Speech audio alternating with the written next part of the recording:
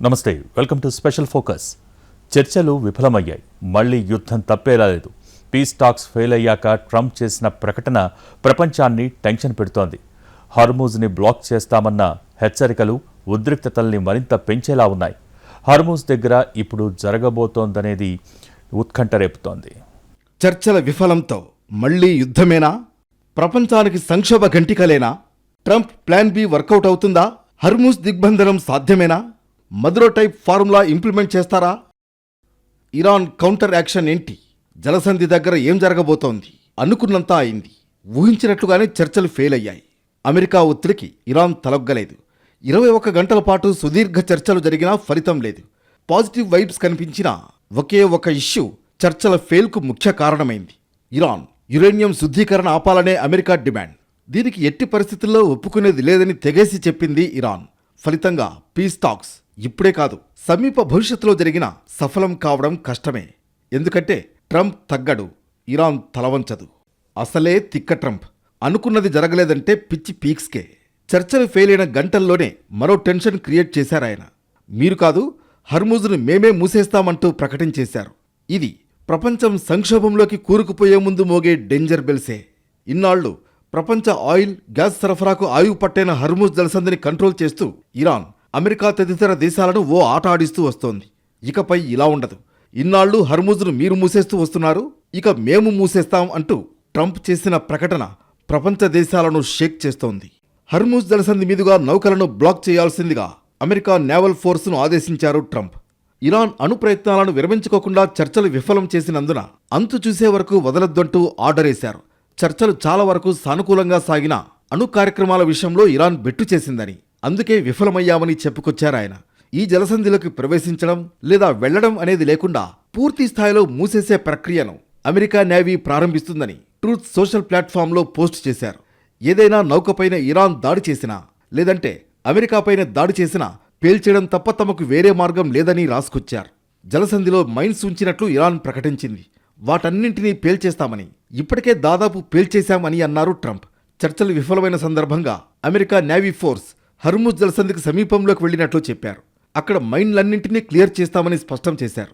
ఈ జలసంధిని తెరిచి ఉంచుతామని ఇచ్చిన హామీలను ఇరాన్ నిలబెట్టుకోలేదని, నౌకల మైన్ బెదిరింపుల వల్ల షిప్పింగ్ కార్యకలాపాలు ఆగిపోయాయని ఆరోపించారు ట్రంప్.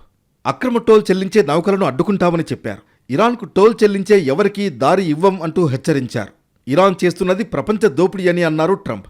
అమెరికా లేదా ఇతర దేశాల నౌకలపై ఇరాన్ ఎవరైనా కాల్పులు జరిపితే నరకానికి పంపిస్తామంటూ వార్నింగ్ ఇచ్చారు. ఈ బ్లాకేడ్లో ఇతర దేశాలు కూడా చేరవచ్చని ట్రంప్ సూచించారు. Iran navy, air defence systems ఇప్పటికే బలహీనపడ్డాయని, ఈ టైంలో ఇరాన్ పీచమడుస్తామన్నారు. అటు చర్చలు ఫెయిల్, ఇటు ట్రంప్ వార్నింగ్లతో ఇప్పటి వరకు అమల్లో ఉన్న 2 వారాల కాల్పుల విరమణ ఒప్పందం గడువు దగ్గర పడుతూ ఉండడంతో పశ్చిమాసియాలో మళ్లీ యుద్ధం ఎగిసిపడుతుందనే భయాలు నెలకొన్నాయి. ఇప్పుడు ఏం జరగనుంది అనేది ప్రపంచ దేశాలు ఉత్కంఠతో ఎదురు చూస్తున్నాయి. చర్చల విఫలం ప్రభావం రాబోయే రోజుల్లో ఎలాంటి పరిణామాలకు దారితీస్తుందోననే ఆందోళనలు వ్యక్తమవుతున్నాయి. తాజా పరిణామాలతో 2 వారాల తాత్కాలిక కాల్పుల విరమణ ఒప్పందం ముగిసే అవకాశాలు కనిపిస్తున్నాయి. దీంతో ఇరాన్పై అమెరికా, ఇజ్రాయెల్ మరోసారి సంయుక్తంగా భీకర దాడులు చేసే ఛాన్స్ ఉంది. ఇరాన్లోని చమురు కేంద్రాలతో పాటు పౌర, మౌలిక సదుపాయాలపైన అమెరికా, ఇజ్రాయెల్ దాడులు చేసేందుకు ప్రయత్నాలు చేస్తాయి. అమెరికా, ఇజ్రాయెల్ కలిసి దాడులు చేస్తే అంతే స్ట్రాంగ్గా తిప్పికొట్టేందుకు ప్రయత్నాలు చేస్తోంది ఇరాన్. ఇజ్రాయెల్తో పాటు పశ్చిమాసియా దేశాల్లో ఉన్న చమురు క్షేత్రాలే లక్ష్యంగా దాడులకు దిగే అవకాశాలు కనిపిస్తున్నాయి. ఒకవేళ ఇరాన్ అలాంటి నిర్ణయమే తీసుకుంటే Saudi Arabia, Bahrain, UAE, Kuwait వంటి గల్ఫ్ దేశాలను తీవ్ర అటాక్స్ తప్పవనే భయాలు వెంటాడుతున్నాయి. ఇరాన్ చేసే దాడుల్లో పశ్చిమాసియాలో ఉన్న అమెరికా స్థావరాలకు కూడా ప్రమాదం పొంచి ఉంది. గల్ఫ్ దేశాల్లో సాగుతున్న ఈ యుద్ధం సిరియా, లెబనాన్ వంటి ఇతర దేశాలకు కూడా విస్తరించే అవకాశాలున్నాయనేది విశ్లేషకుల మాట. ఇరాన్కు మద్దతుగా హౌతీలు, హెజ్బొల్లాలు దాడులను ఉధృతం చేయనున్నారు. ఇందులో భాగంగా అంతర్జాతీయ చమురు రవాణాకు కీలకంగా ఉన్న హర్మూజ్ జలసంధిపై ఇరాన్ తన పట్టు బిగించి దాన్ని శాశ్వతంగా మూసివేసేందుకు ప్రయత్నాలు చేస్తోంది. దీనివల్ల మొత్తం ప్రపంచవ్యాప్తంగా అన్ని దేశాల్లో చమురు సంక్షోభం నెలకొనే ప్రమాద ఘంటికలు మోగుతున్నాయి. దీంతో క్రూడ్ ఆయిల్ ధరలు భారీగా పెరిగి భారత్ సహా అన్ని దేశాల్లో పెట్రోల్, డీజిల్ ధరలు ఆకాశాన్నంటే ప్రమాదం లేకపోలేదు. దీనివల్ల నిత్యావసర వస్తువుల ధరలు కూడా పెరిగే ఛాన్స్ ఉందని, ఈ పరిణామాలన్నీ ఆర్థిక మాంద్యానికి దారితీస్తాయని హెచ్చరిస్తున్నారు ఆర్థిక నిపుణులు. మళ్లీ యుద్ధం ముదిరితే ఇరాన్ తన అణ్వాయుధాల కార్యక్రమంలో మరింత స్పీడ్ పెంచే అవకాశాలు కనిపిస్తున్నాయి. ఇప్పటిదాకా ప్రజల అవసరాల కోసం మాత్రమే యురేనియంను శుద్ధి చేస్తున్న ఆ దేశం తాజా పరిణామాలతో అణుబాంబు తయారీ దిశగా చర్యలు చేపట్టవచ్చనేది నిపుణుల మాట. ట్రంప్ ప్లాన్ బి టెన్షన్ పెడుతోంది. వెనిజులా మాజీ అధ్యక్షుడు మదురోను ఎత్తుకెళ్లే ముందు ఏం జరిగిందో ఇప్పుడు అదే జరుగుతుంది అనే టాక్ వినిపిస్తోంది. కానీ హార్మూజ్ విషయంలో ట్రంప్ ప్రయత్నాలు ఫలిస్తాయా, లేదంటే ఇరాన్ చేతిలో మరో షాకేనా? ఇంతకీ పెద్దన్న ప్లాన్ బికి ఇరాన్ కౌంటర్ యాక్షన్ ఎలా ఉండబోతోంది? అసలు దిగ్బంధనం అమెరికాకు అంత ఈజీ కాదా? యుద్ధమంతా హర్మూజ్ చుట్టూనే తిరిగింది. చర్చల్లో సైతం ఇదో కీలకంశమే. పీస్ టాక్స్ ఫెయిల్ అయ్యాక కూడా హర్ముజే హాట్ టాపిక్. ఈ జలసంధి కేవలం ఒక సముద్ర మార్గం మాత్రమే కాదు, ప్రపంచ ఆర్థిక వ్యవస్థకు వెన్నెముక. చమురు, సహజవాయువు సరఫరాలో దాదాపు 20% ఈ సన్నని జలమార్గం ద్వారానే జరుగుతుంది. ఇక్కడ చిన్నపాటి అంతరాయం ఏర్పడినా అంతర్జాతీయ మార్కెట్లో ముడి చమురు ధరలు ఆకాశాన్ని తాకుతాయి. ఇది ఒమన్, ఇరాన్ దేశాల ప్రాదేశిక జలాల్లో ఉంది. ఇది వరకు హర్ముజ్ జలసంధిని ప్రపంచ దేశాలు ఒక అంతర్జాతీయ జలమార్గంగా పరిగణించాయి. అందుకే ఇంతకుముందు ఎప్పుడూ కూడా సుంకాలు చెల్లించలేదు. అయితే ట్రంప్ దెబ్బ ఇతర దేశాలపై తీవ్ర ప్రభావం చూపే అవకాశం ఉంది. హర్ముజ్ మీదుగా ప్రయాణించే నౌకల నుంచి ఇరాన్, ఒమన్ దేశాలు ఫీజు వసూలు చేస్తున్నాయి. ఈ విధంగా సేకరించిన డబ్బును ఇరాన్ పునర్నిర్మాణం కోసం ఉపయోగిస్తుందని టాక్. తాజాగా ఇరాన్ నౌకలను దిగ్బంధించే అవకాశం ఉన్నట్లు చెబుతున్న ఓ మీడియా అంతర్జాతీయ కథనాన్ని ట్రంప్ ట్రూత్ సోషల్ మీడియాలో షేర్ చేశారు. ఫలితంగా ఇరాన్పై తదుపరి ప్రణాళికల గురించి ట్రంప్ పరోక్షంగా హింట్ ఇచ్చారా అనేది అంతర్జాతీయ మీడియా డౌట్. ఇరాన్ అమెరికా డిమాండ్లకు లొంగకపోతే తన దగ్గర ఉన్న అస్త్రం నౌకాదళంతో దిగ్బంధనం చేయడమే. ఇరాన్ నౌకలను ఉన్న ప్రదేశం నుంచి కదలనీయకుండా చేయడం వల్ల చమురు ఎగుమతులపై ఆధారపడిన ఆ దేశ ఆర్థిక వ్యవస్థ పతనమవుతుంది. టెహ్రాన్ నుంచి చమురు దిగుమతి చేసుకుంటున్న దాని మిత్ర దేశాలైన చైనా, భారత్ పైన ఈ ప్రభావం పడుతుంది. వెనిజువెలా మాజీ అధ్యక్షుడు మదురోను అమెరికా నిర్బంధించడానికి ముందు కూడా ఇదే విధంగా ఆ దేశంలోని నౌకలను దిగ్బంధించారు. ఆ విజయవంతమైన ప్రణాళికను ట్రంప్ ఇరాన్ పైన అమలు చేసే అవకాశం ఉందనే టాక్ నడుస్తోంది. ట్రంప్ వార్నింగ్పై ఇరాన్ సైనిక విభాగం రియాక్ట్ అయింది. హర్ముజ్లో కీలకమైన నౌకా మార్గం పూర్తిగా తమ నియంత్రణలోనే ఉందని క్లారిటీ ఇచ్చేసింది.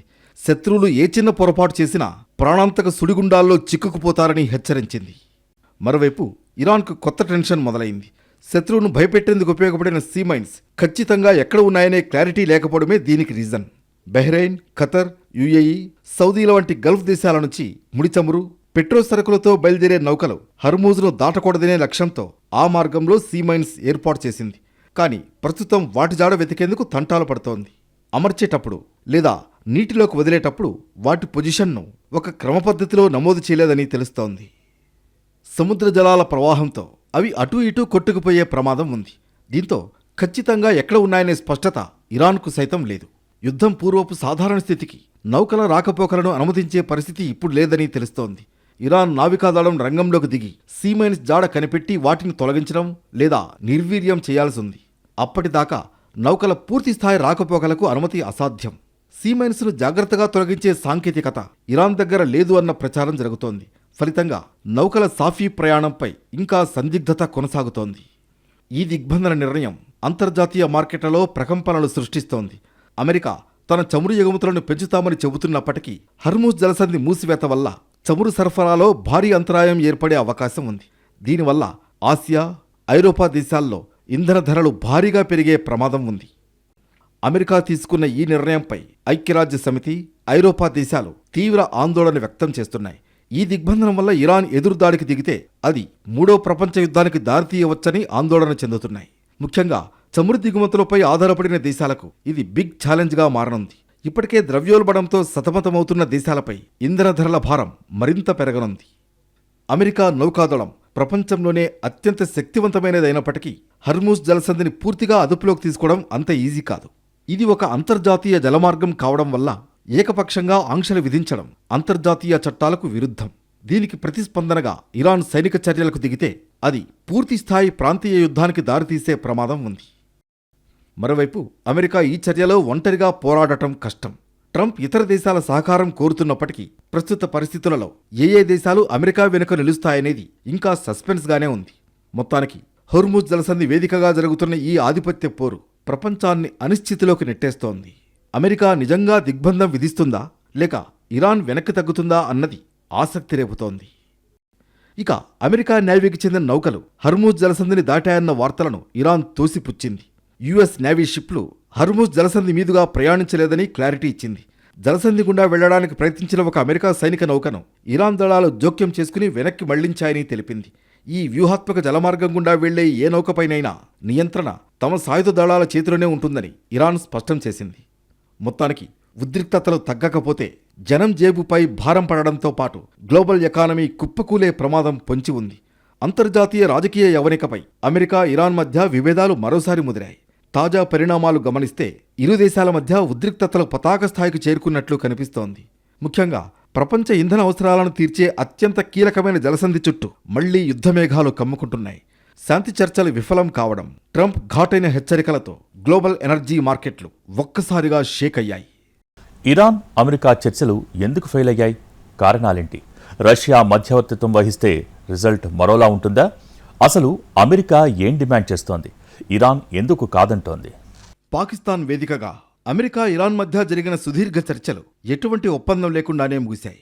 అణు కార్యక్రమాలు, హర్ముజ్ జలసంధిపై ఇరు దేశాలు పట్టుబట్టడంతో ఉద్రిక్తతలు మళ్లీ మొదలయ్యాయి.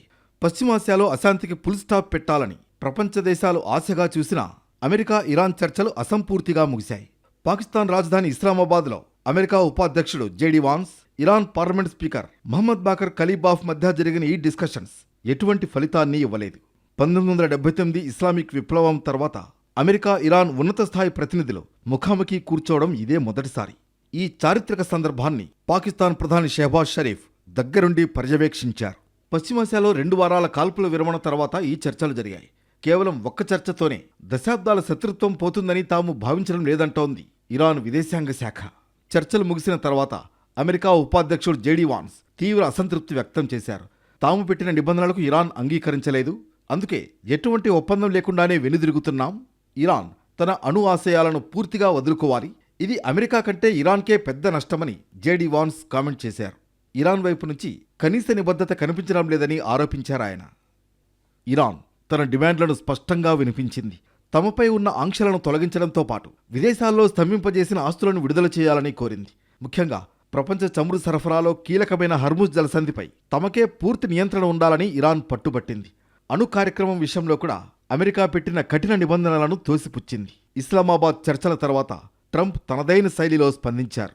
చర్చలతో సంబంధం లేకుండా యుద్ధంలో అమెరికాదే విజయం, హర్ముజ్ విషయంలో వెనక్కి తగ్గేదే లేదు, అక్కడ ఇరాన్ ఏర్పాటు చేసిన మైన్లను తొలగిస్తామని హెచ్చరించారు ట్రంప్.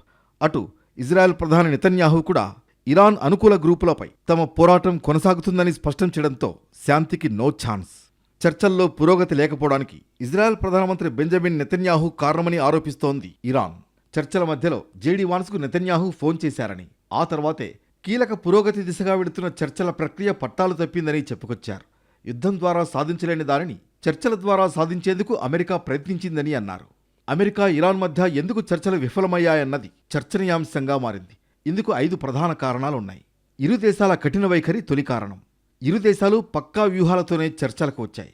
యురేనియం శుద్ధీకరణను నిలిపివేయాలని అమెరికా డిమాండ్ చేస్తోంది. కానీ అణు కార్యక్రమం శాంతి కోసమేనని ఇరాన్ వాదిస్తోంది. ఉద్రిక్త వాతావరణంలో నమ్మకం లేకుండా చర్చలు సాగడం రెండో కారణం.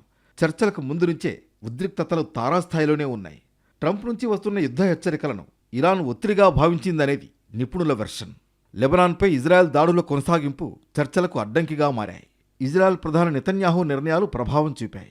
ఇజ్రాయెల్ దాడులు ఆపితేనే డిస్కషన్స్ చేపట్టాలని ఇరాన్ భావించినా అమెరికా మాత్రం హామీ ఇవ్వలేదు. దాంతో పరిస్థితి మరింత క్లిష్టంగా మారింది. హర్ముజ్ వివాదంతో చర్చల్లో ప్రతిష్టంభన నెలకొంది. హర్ముజ్ జలసంధిని వెంటనే తెరవాలని అమెరికా డిమాండ్ చేస్తోంది. అదే సమయంలో ఆంక్షల సడలింపునకు ఇరాన్ ససేమిరా అంటోంది. ఆర్థిక ప్రయోజనాలపై రాజీ కుదరలేదని తెలుస్తోంది. మొదట్నుంచి అమెరికాపై ఇరాన్కు విశ్వాసం లేదని అగ్రరాజ్యం చేసిన ప్రతి ప్రతిపాదనను అనుమానంతో చూసింది. చివరకు ఎలాంటి ఒప్పందం జరగకుండా చర్చలు ముగించారు. ముఖ్యంగా ఇరాన్ విషయంలో ట్రంప్ అనుసరిస్తున్న తీరు అర్థం కాకుండా ఉంది. ఆయన వ్యాఖ్యలు అంతర్జాతీయ వేదికపై ప్రశ్నలను లేవనెత్తుతున్నాయి తప్ప సమస్య పరిష్కారానికి మార్గం చూపడం లేదు. ఇరాన్ చరిత్రను చూస్తే ఆ దేశం విదేశీ ఒత్తిళ్లకు తలొగ్గే రకం కాదని స్పష్టమవుతోంది. దేశ గౌరవం ముందు మరేదీ ముఖ్యం కాదు అనే ప్రాథమిక సిద్ధాంతంతో ముందుకెళుతోంది. అమెరికా విధిస్తున్న ఆర్థిక ఆంక్షలు, అంతర్జాతీయ ఒత్తిళ్లు ఎన్ని ఉన్నా సరే ట్రంప్ లాంటి నాయకుల ముందు తలవంచడం కంటే పోరాడటమే మిన్నా అని ఇరాన్ భావిస్తోంది. ఈ సున్నితమైన అంశాన్ని భారత్ ఎప్పుడో గుర్తించింది. ఇరాన్తో చర్చలు జరపడం లేదా వారిని ఒప్పించడం అంత తేలికైన పని కాదని ముందే తెలుసంటారు విశ్లేషకులు. ఇదే టైంలో పాకిస్తాన్ తాను మధ్యవర్తిత్వం వహిస్తానని ముందుకు రావడం ఆశ్చర్యాన్ని కలిగిస్తోంది. సొంత దేశంలోనే తీవ్ర ఆర్థిక సంక్షోభం, అంతర్గత రాజకీయ అస్థిరతతో కొట్టుమిట్టాడుతున్న పాక్ ప్రపంచ స్థాయి సమస్యను పరిష్కరిస్తానని చెప్పడం హాస్యాస్పదం. అప్పుల కోసం ప్రపంచ దేశాల ముందు చేయి చాస్తున్న దేశం మరో దేశానికి దౌత్యపరమైన దిశానిర్దేశం ఎలా చేయగలదన్నది బిగ్ క్వశ్చన్. ఉగ్రవాద అంశాల్లో పాకిస్తాన్ గత చరిత్రను చూసిన ఏ దేశం కూడా దాని మాటల్ని నమ్మే పరిస్థితిలో లేదు. ఓవరాల్గా చూస్తే ట్రంప్ మాటల్లోని అస్పష్టత, పాకిస్తాన్ చేస్తున్న అతి ప్రయత్నాలు ఈ సంక్షోభాన్ని మరింత సంక్లిష్టం చేస్తున్నాయి. శాంతి కోసం చేసే ప్రయత్నాలు ఎప్పుడూ విశ్వసనీయతతో కూడి ఉండాలి. ఆ విశ్వసనీయత లేని పక్షంలో అవి కేవలం అంతర్జాతీయ వేదికపై హాస్యాస్పదమైన మాటలుగా నిలిచిపోతాయి. ప్రస్తుత తరుణంలో ప్రపంచానికి కావాల్సింది ఆర్భాటపు మధ్యవర్తిత్వాలు కాదు, వాస్తవికమైన పరిష్కార మార్గాలంటారు ఎనలిస్టులు. మరోవైపు అమెరికా, ఇరాన్ మధ్య మధ్యవర్తిత్వానికి రష్యా ముందుకొచ్చింది. ఇరు దేశాల మధ్య సయోధ్య కుదిర్చేందుకు రెడీ అని తెలిపింది. ఇరాన్ అధ్యక్షుడితో మాట్లాడి శాంతి ప్రక్రియకు ప్రయత్నిస్తానని పుతిన్ ప్రకటించారు. పశ్చిమాసియాలో సంఘర్షణకు రాజకీయ దౌత్యపరమైన పరిష్కారం కనుగొనడానికి, శాశ్వత శాంతి సాధించే ప్రయత్నాలకు మధ్యవర్తిత్వం వహించడానికి తాను సిద్ధంగా ఉన్నట్లు నొక్కి చెప్పారు పుతిన్. నిజంగా చర్చల్లోకి రష్యా ఎంటర్ అయితే మాత్రం రిజల్ట్ మరోలా ఉంటుంది. రాబోయే రోజుల్లో ఏం జరుగుతుందో చూడాలి.